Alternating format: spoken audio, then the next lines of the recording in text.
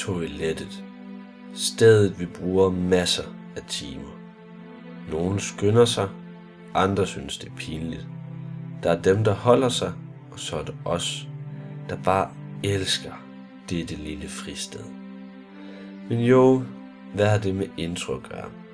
Jeg vil gerne vise de nye medstuderende, om de skal løbe op eller ned, for at finde netop deres drømmetoilet. Det, som jeg lægger mærke til ved et toilet, er blandt andet beliggenheden. Om det er åbent og socialt, eller om det er lukket og for eksempel meget isoleret.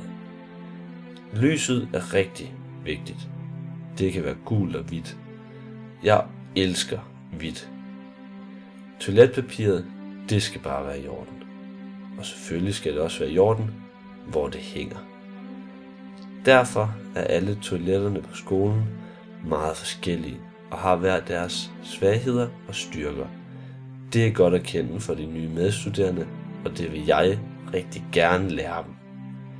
Hvis I også vil vide, hvor mit favorittoilet er, så må jeg hellere komme med i intro. Flex IT får en ny dimension. Flex i toilet. De studerendes guide til det perfekte toilet.